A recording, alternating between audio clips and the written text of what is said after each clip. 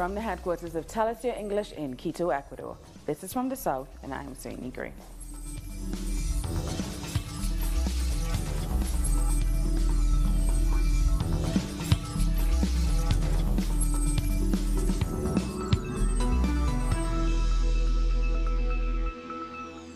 Spanish Prime Minister Mariano Rajoy has been ousted from his office after the parliament successfully passed a no-confidence motion against him.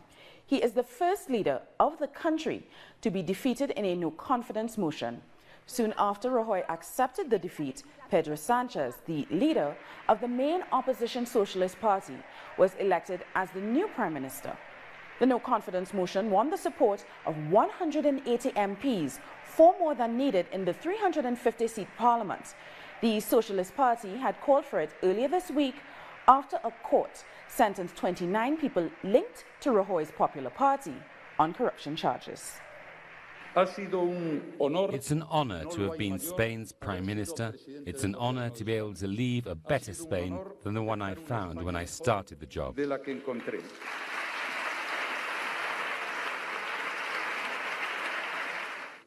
Thanks to all, and especially to my party. Without them, nothing would have been possible.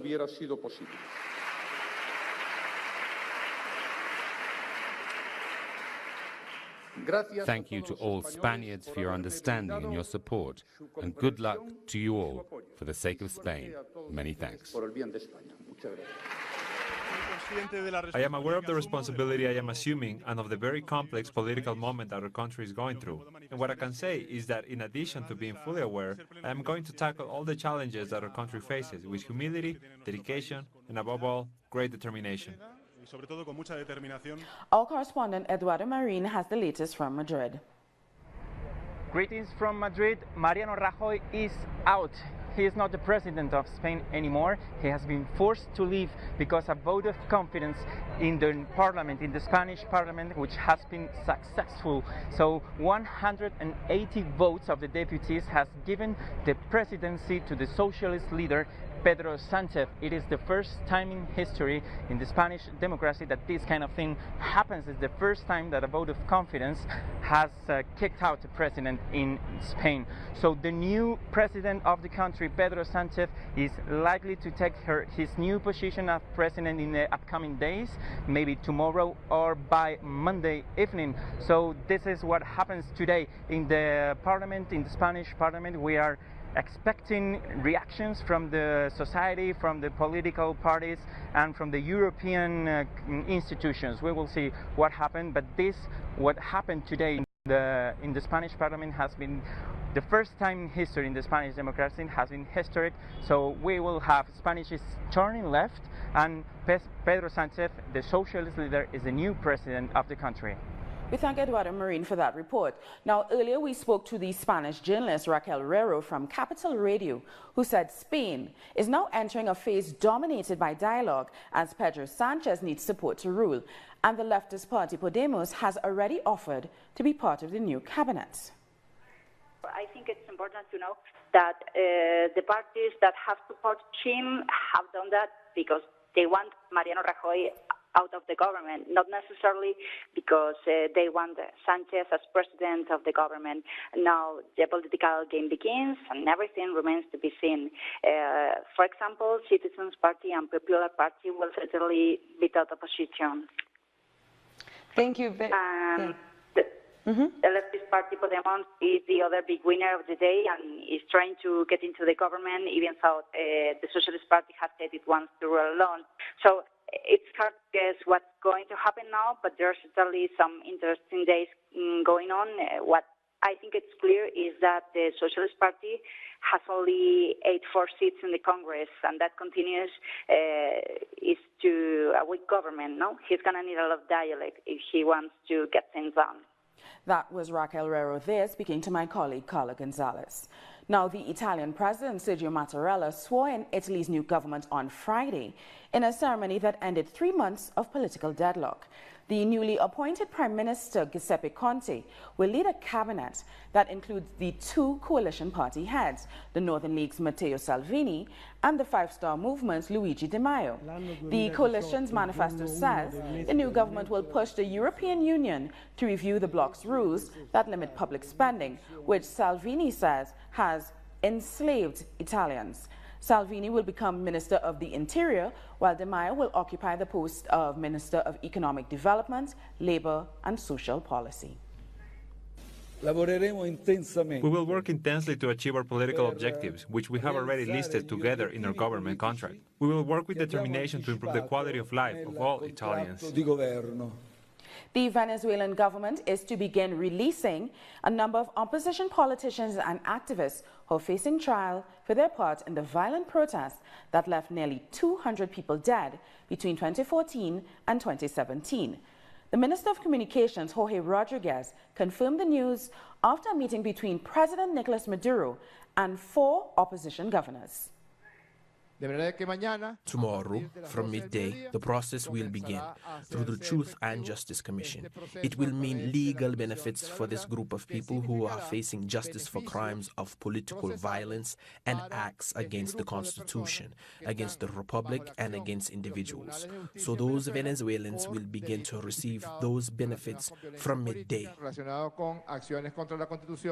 The promise to release prisoners was made during a meeting with the 4 state governors from opposition parties who were elected last year.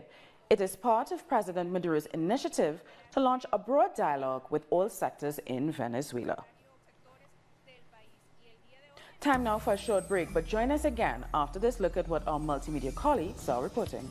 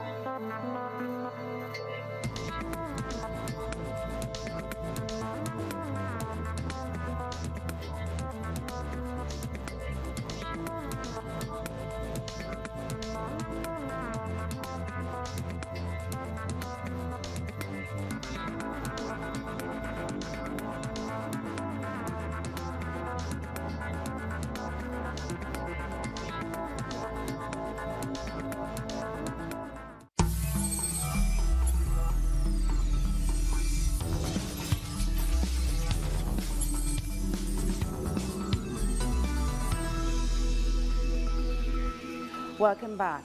In Barbados, Bishop Joseph Atherley has resigned from the ruling Barbados Labour Party and can now become the only opposition member of Parliament. Atherley had won the St. Michael West seat in the elections held on 24th of May. His resignation was confirmed by Prime Minister Mia Mottley. And in an interview a short while ago, he said his resignation was not a reaction to not being appointed a minister in the Mia Mottley cabinet. This means the BLP no longer has all 30 seats in the parliament. The Caribbean Development Bank says the region needs to invest in developing the blue economy, meaning monetizing its marine resources. The body says the blue economy can address GDP shortfalls. However, the CDB report says the region needs to combine climate change mainstreaming and innovative funding because marine resources are fragile. And with the memory of last year's hurricane season still fresh in the minds of many in the Caribbean, the 2018 season starts today, June 1st. With the recent destructive passage of subtropical storm Alberto and the revelation that the death toll in Puerto Rico from Hurricane Maria may be closer to 5,000 than the official number 64, Caribbean disaster management experts are trying to get the region ready for the superstorms climate change is creating.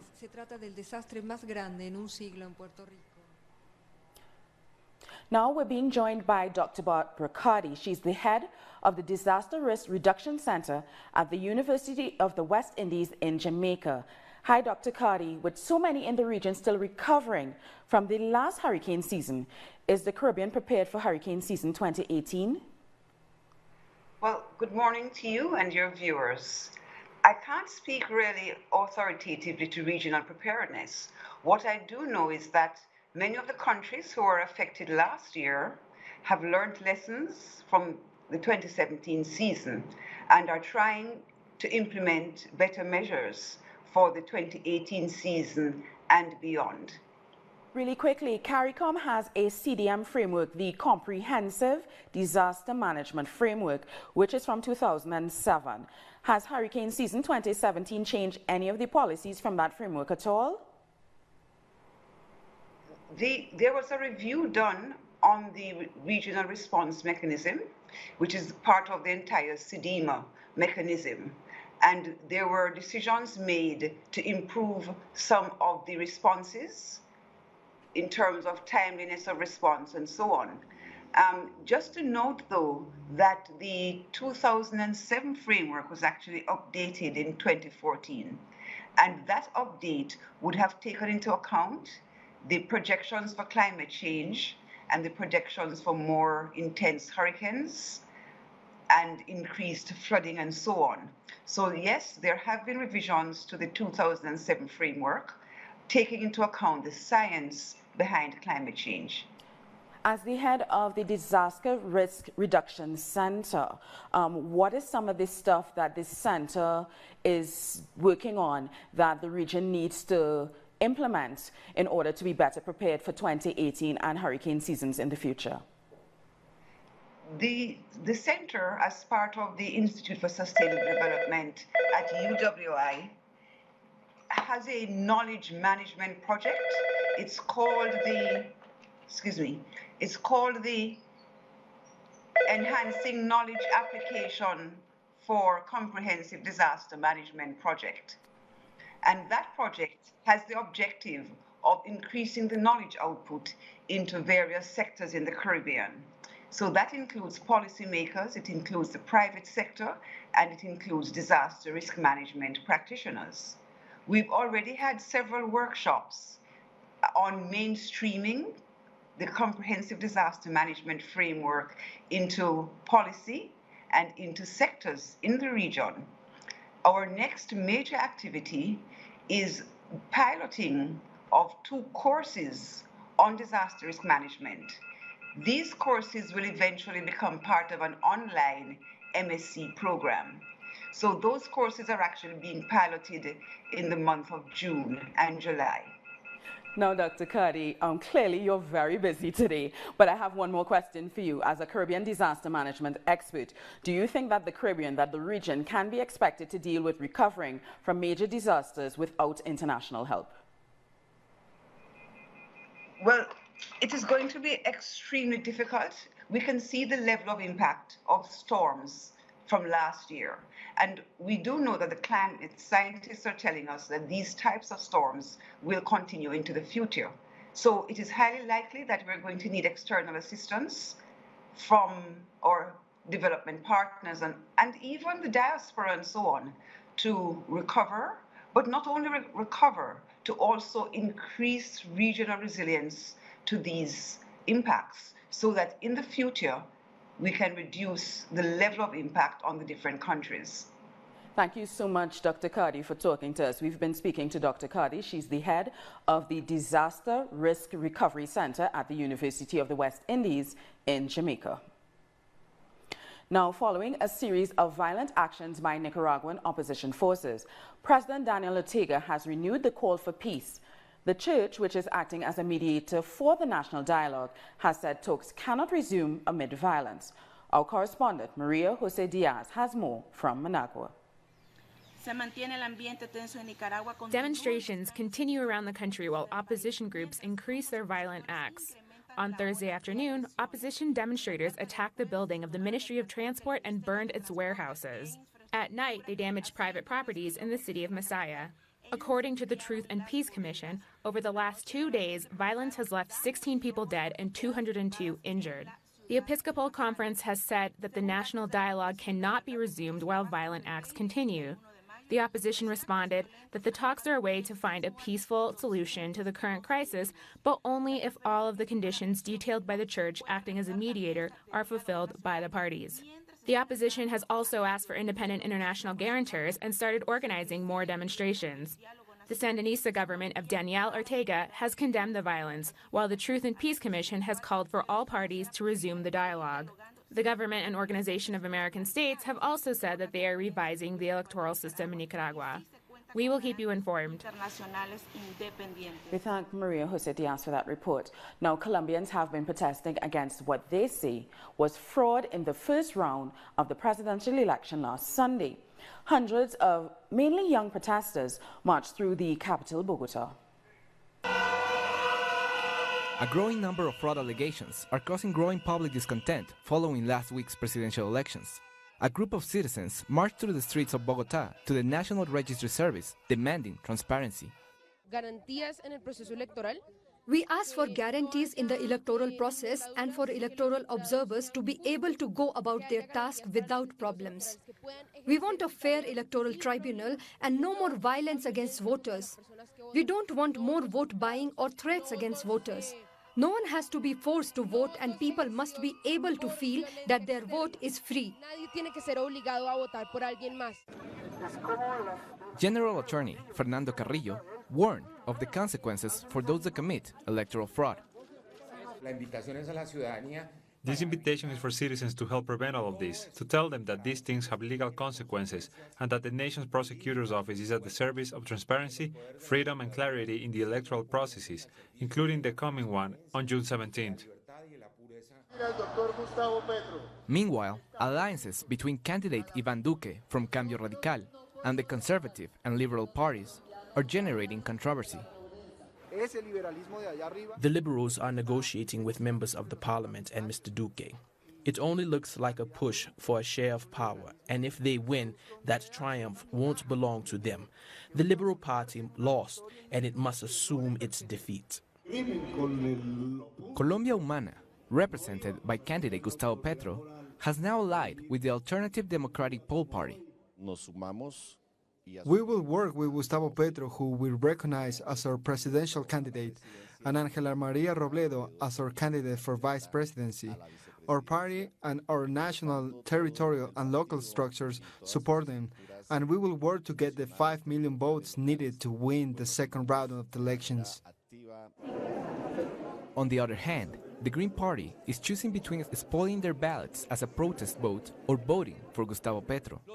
Former candidates Sergio Fajardo and Humberto de la Calle said they will deliver blank votes, which in the second round have no legal effect. José Manuel Jiménez, Telesur, Bogotá, Colombia. In Ecuador, members of the opposition voted in favor of a political trial against Foreign Minister Maria Fernanda Espinosa for how badly she managed the crisis at the border with Colombia. Since January, many attacks, kidnappings, and murders were carried out at the Colombian-Ecuador border. Members of the ruling Alianza País called the move a political persecution and supported her candidacy to the head of the General Assembly of the United Nations. And Ecuadorian President Lenin Moreno has said in an interview that the WikiLeaks founder Julian Assange can stay in the country's embassy in London as long as he meets the conditions imposed by Ecuador's government. Moreno explained that Assange can't intervene in the political affairs of other countries nor talk to other governments. He also said that the decision to give the founder of WikiLeaks the Ecuadorian citizenship wasn't made by him, but by his foreign minister, Maria Fernanda Espinosa. The president also denied that the United States or other countries are putting pressure on Ecuador to stop protecting Assange. The United States is imposing tariffs on steel and aluminum imports from the European Union, Canada, and Mexico effective today. The announcement was made by the U.S. Secretary of Commerce, Wilbur Ross. In a press conference, Ross said President Donald Trump decided not to extend the temporary steel and aluminum tariff exemptions for these key trading partners, while delaying the implementation for some trading partners to offer concessions to avoid the tariffs. In March, Trump announced plans to impose a 25% tariff on imported steel and 10% on aluminum. Ross said the U.S. still looks forward to continue negotiations with Canada, Mexico, and the European Union. And after this announcement, Mexico responded with sweeping retaliatory tariffs on U.S. goods that range from steel to lamps and also apples. Mexico's economy minister said the new tariffs will have the same impact on the U.S. that the U.S. tariffs are having on Mexico. And Mexican Foreign Minister Luis Videgaray said via Twitter that the country categorically condemns the protectionist measures of the United States. Canada also responded by imposing tariffs on $12.8 billion worth of U.S. exports and challenged U.S. steel and aluminum tariffs under the North American Free Trade Agreement and the World Trade Organization. Prime Minister Justin Trudeau said the tariffs are unacceptable. The United States said as a precondition to us meeting and negotiating, we would have to accept a sunset clause. I said we could not accept a sunset clause in NAFTA as a precondition to meeting or as any sort of condition, but that if they were willing to take that off the precondition list, I would be happy to come down. But that was not something that could ever be acceptable to Canada, or I'm fairly certain to Mexico, in the negotiation of a North American Free Trade Agreement. French Foreign Affairs Minister Jean-Yves Le Drian said the United States' decision to impose tariffs is brutal and unacceptable, and that the European Union will respond with taxes on U.S. products. America first, he said, is becoming America alone.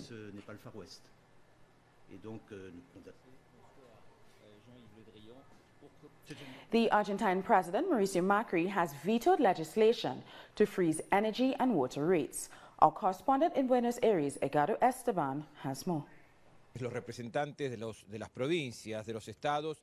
Senators from several provinces debated a law that could stop the increase of utility rates. However, after a long 5 hours, the head of the Senate announced the decision of President Mauricio Macri to veto this law. This decision may have political consequences for the government, as the cost of utilities has skyrocketed.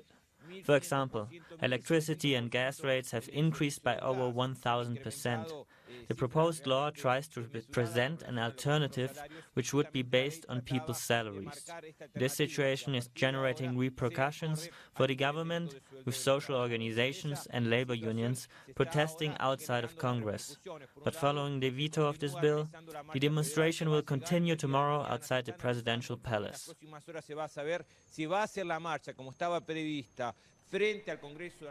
We thank Edgardo Esteban for that report. In Peru, a version of the Soccer World Cup has already kicked off thanks to the first Inter-Jail World Cup. The competition between Peruvian prison inmates was organized by the National Penitentiary Institute to encourage the rehabilitation of inmates. Matches were played in prison courtyards, but the final took place in the 60,000 capacity Monumental Stadium in Lima.